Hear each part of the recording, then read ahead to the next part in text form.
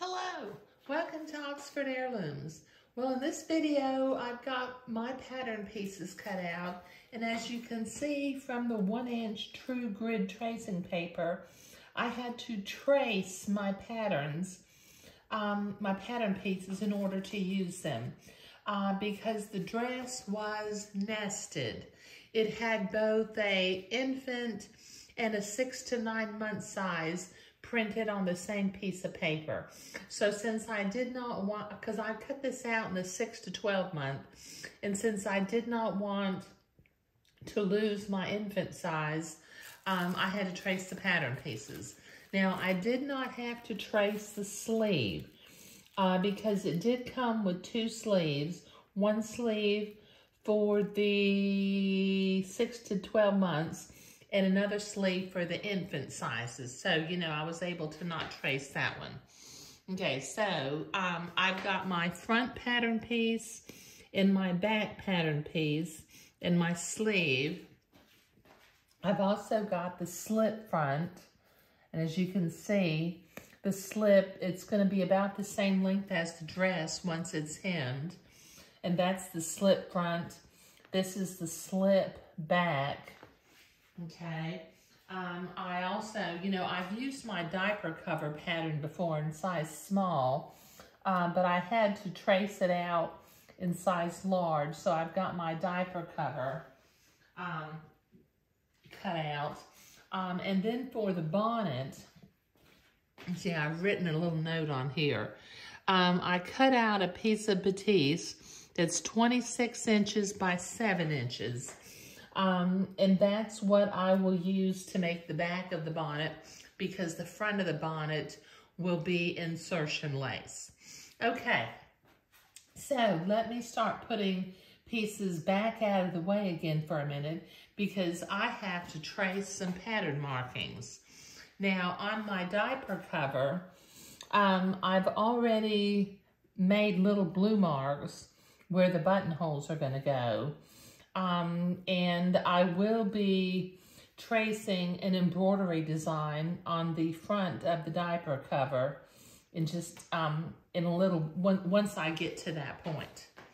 Okay, so let's see, I need to mark, there's 2 fold marks on the back of the slip.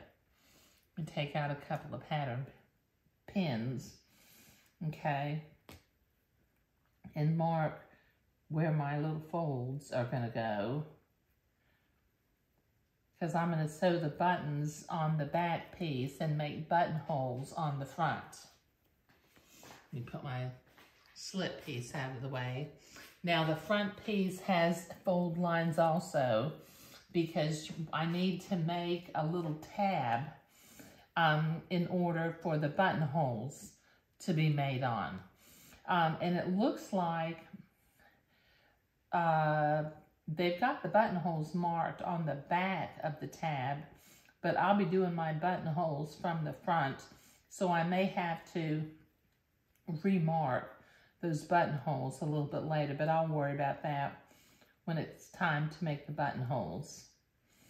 Okay, so let me mark, there we go. Okay, now when I do my insertion lace, I have a lace line that I will trace onto both pattern pieces, but this particular pattern has a front and a back. So let me take one pin out, and I'm going to write the word back on each of the pieces so that they are mirror images of each other.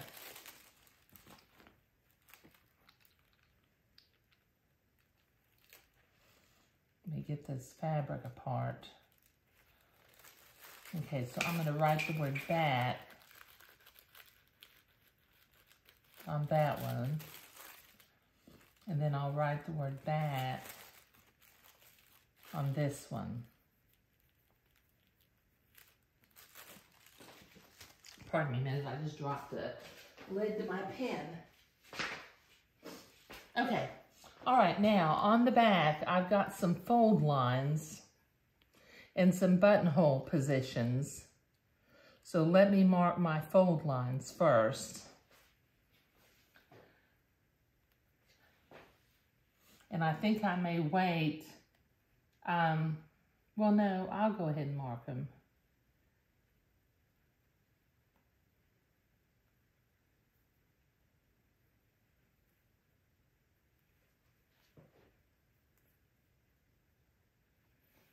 Let me take my pins out along the sides so that I can fold this back and mark the level of how it will be the bottom of the buttonhole. So there's going to be the bottom, there's the bottom. It'll have 4 buttonholes on the back of the gown. There. Okay. All right. Now, the one that I really have to worry about is the front.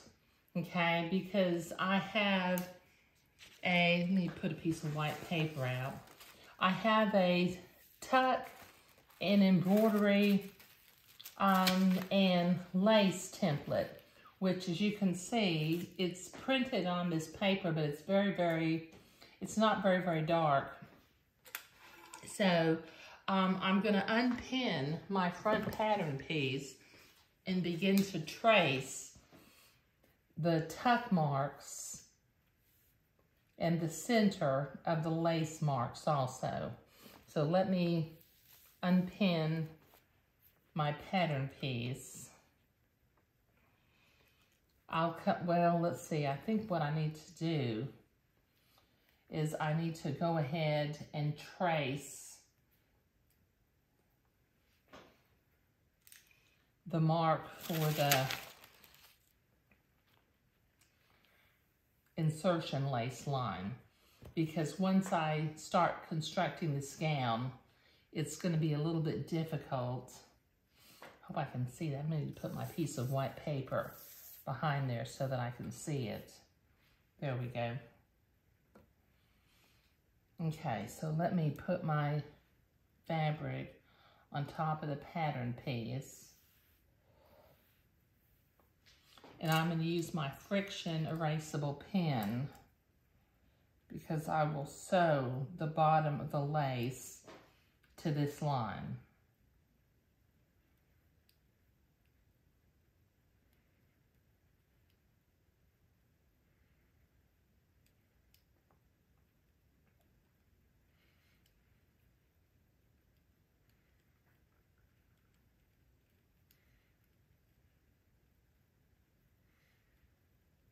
Okay, that's one side. Let me do the other side.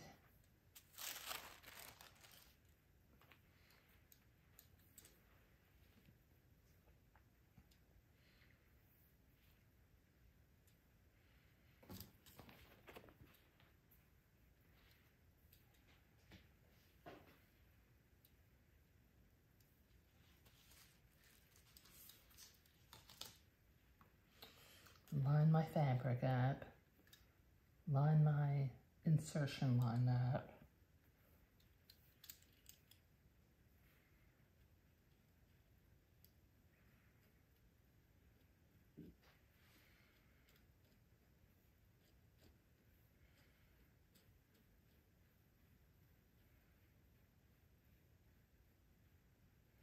There, now I got a line drawn on the fabric. That will be for the lace insertion. Okay, let me put my pattern piece off to the side because I don't think I will need it any longer.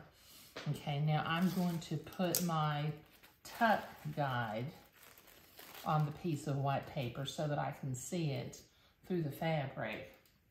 And I've got a little bit of a crease at the center of the dress. So let me line up on the center line.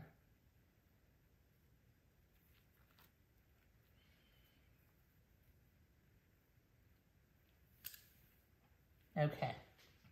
Now I'm going to use my little drafting triangle and I'm going to draw just the line that I'm going to fold for the tucks.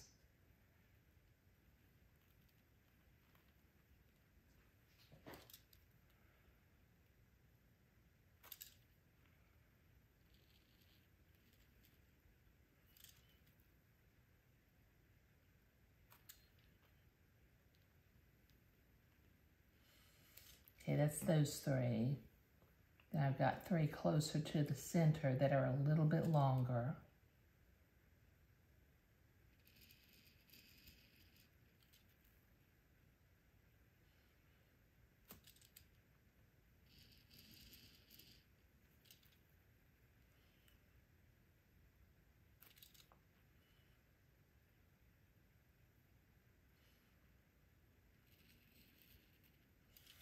Okay, now I need to trace the other side too, but before I do that, I'm going to use my blue fabric marking pen.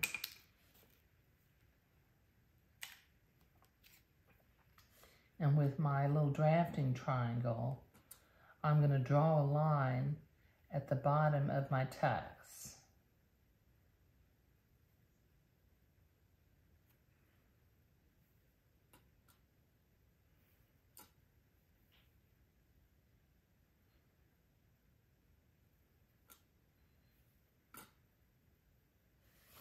Okay, now let me finish drawing my tux with the fabric, with the friction erasable pen.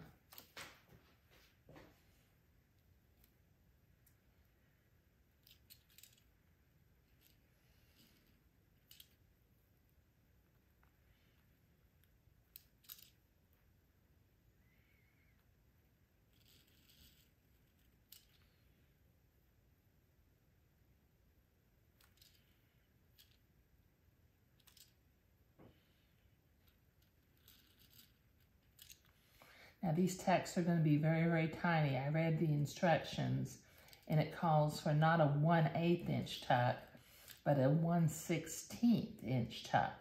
So these are going to be tiny little tucks. And I'm going to attempt to do them by machine, but if I struggle, I will regroup and do the tucks by hand. But I hope I don't have to do that. Okay. Now, let's see, I've got three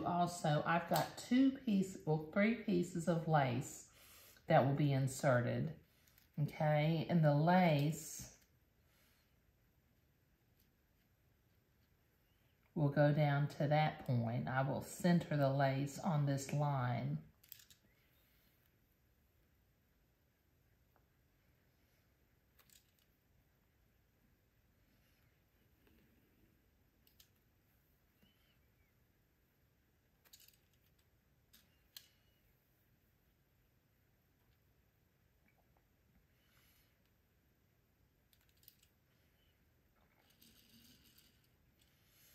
And there's some little bullion roses and lazy daisy leaves that I will embroider later, but I will draw those in later. Okay, so that kind of gets me through tracing my pattern markings. So I'm ready to go to the sewing machine and begin to attempt to sew my tucks with the machine. Thank you.